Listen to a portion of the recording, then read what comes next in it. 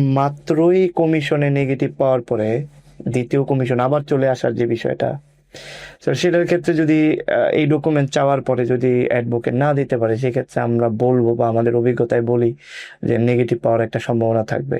আপনি চেষ্টা করেন কন্ট্রাক্টে কাজ করতে, কেউ আপনার হ্যান্ড ক্যাশে আপনাকে 1,000 টাকা দিলেও তাতে কোনো লাভ নাই যদি ইনসে কন্ট্রিবিউশন যেটা আমরা বলি সেটাতে আসলে কোনো কিছু শো না করে, কোনো কিছু রিজুল তাতে না হয়। ভালো বুঝতে পাকাগুলো সব ইমসের যে ট্যাক্স পে করে মালিক, ইমসের যে স্থাত্বগ্রন্থ সেটা অনেক সময় দেখা যায় ল্যাঙ্গুয়েজ সার্টিফিকেটের কথা বলতে পারে। আনুষঙ্গিক এই যে যে ডকুমেন্টসগুলো আছে সেই ডকুমেন্টসগুলো সাধারণত অ্যাডভোকেটদের মাধ্যমে জুডিশিয়ার কাছে পাঠানো হয়।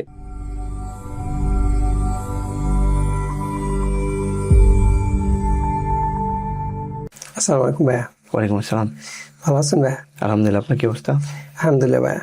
ভাইয়া এই আমাদের ক্লায়েন্ট ব্যাপারী মিথুন ভাই, উনি আমাদের ভাইয়ের অ্যাপয়েন্টমেন্ট চাইছিলেন, ডলার ভাইয়ের। তো ইমিগ্রেশন সংক্রান্ত। তো আমি ওনাকে বললাম যে ভাইয়া যদি আমাকে প্রশ্নটা করেন অথবা লিখে দেন, আমি ভাইয়ের সাথে আলাপ করে আপনাকে জানাবো। উনি বললেন যে ভাইয়াকে পাওয়া যায় না, অ্যাপয়েন্টমেন্টের ডিসপোনিবিলিটি কম। তো আমি শুনলাম ওনার কথা। শোনার পরে উনি এক্স্যাক্টলি উকিল যে এসএমএসটা ওনাকে দিছে সেটা আমাকে ফরওয়ার্ড করে দিলেন। তো আমি ভাবলাম যে আপনি যেহেতু আমাদের ইমিগ্রেশন কিং, আপনার সাথে এই বিষয়টা শেয়ার করা যায়, সাথে সাথে ভাইও বুঝলো বিষয়টা, উত্তরটা পেয়ে গেল। এই জন্য আমি প্রশ্নটা কি ছিল আসলে? প্রশ্নটা আমি হুবহু পড়ে শোনাচ্ছি ভাই আপনারে।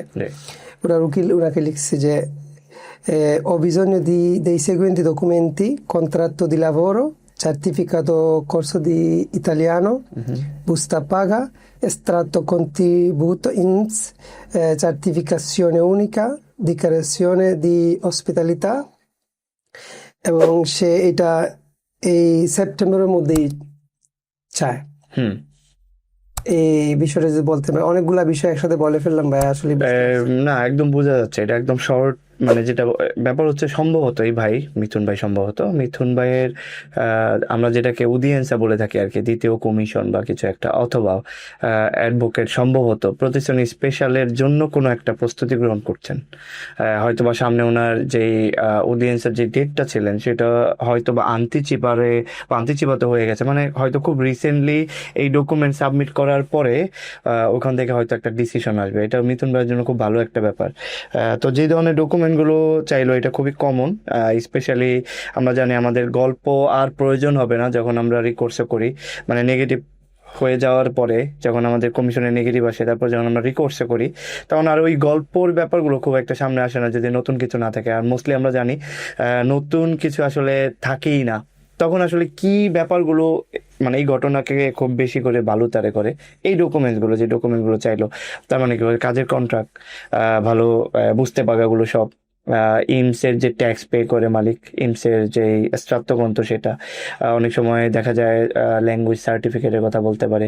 আনুষঙ্গিক এই যে যে ডকুমেন্টসগুলো আছে সেই ডকুমেন্টসগুলো সাধারণত অ্যাডভোকেটদের মাধ্যমে জুডিশিয়ার কাছে পাঠানো হয়। এগুলো হচ্ছে সেই ডকুমেন্টসগুলো যেগুলো সেপ্টেম্বরের মধ্যে, আমরা জানি আগস্ট মাসটা ইতালিতে ছুটি থাকে, ইউরোপ জুড়ে এই ছুটির ব্যাপারগুলো থাকে।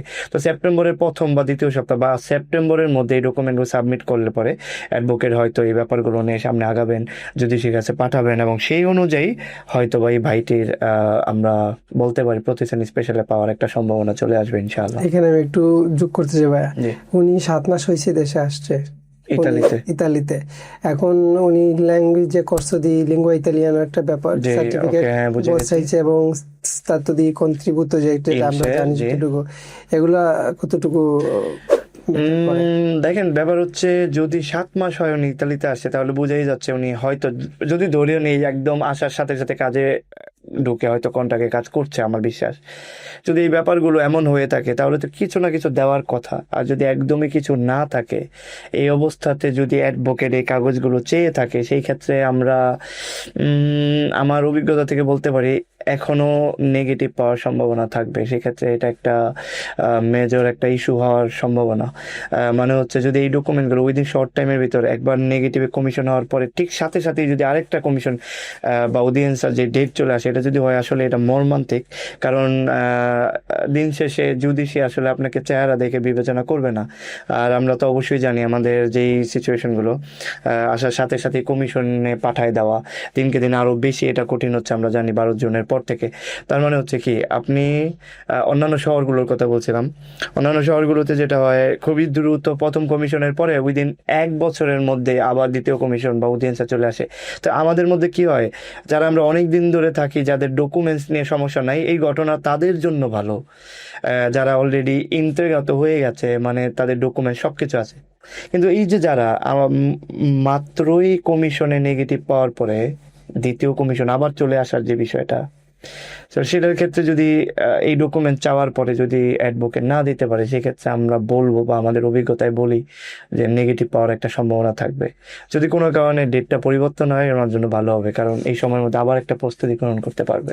ভাই ছোট্ট করে জানতে চাই ভাই, এই যে বিষয়গুলো আমি বললাম একসাথে অনেকগুলা বিষয়, এগুলা পজিটিভ ডিসিশন পাওয়ার ক্ষেত্রে কতটুকু ইফেক্ট করতে পারে? হ্যাঁ দেখেন, গল্প বিবেচনা করে নেগেটিভ, তারপরে রিকর্স, তার উপরে এখন যে ডকুমেন্টগুলো চাওয়া হচ্ছে, বাট আমরা এগুলোই সারা জীবন বলে আসছি যখন থেকে আমরা আসলে অনলাইন বা সোশ্যাল মিডিয়াতে, যে আসলে আপনাকে গল্প বিবেচনায় আপনি হয়তো বা কিছু করতে পারেন নাই, কিন্তু এখন আপনি কাজ করে ভাষার সার্টিফিকেট দিয়ে ইত্যাদি ইত্যাদি এই ব্যাপারগুলো করে পরে তারপরে আপনি জিনিসগুলোতে পজিটিভ পাওয়ার একটা মুখ দেখতে পারবেন, পজিটিভ একটা সম্ভাবনা দেখতে পারেন। কিন্তু যদি সাদা সৌজন্যর এক্সকিউজ দিয়ে আমরা যদি ঠিকঠাকভাবে কাজ না করতে পারি, যে কোনো মালিক নিচ্ছে না, এটা সাদা সৌজন্য, এটা হলুদ সৌজন্য, আমার এলাকায় অ্যাপয়েন্টমেন্ট পাওয়া যাচ্ছে না, ইত্যাদি ইত্যাদি ইত্যাদি, এগুলো করে যদি আমরা আসলে ট্রাই না করে বসেই থাকি, আমরা যদি কন্ট্রাক্ট ছাড়া কাজ করি, এতে আসলে আমাদের কোনো উপকার হচ্ছে না, বরং ক্ষতিই হচ্ছে। তো যেই বা যারা আমাদের ভিডিও দেখে, আমরা সবসময় বলি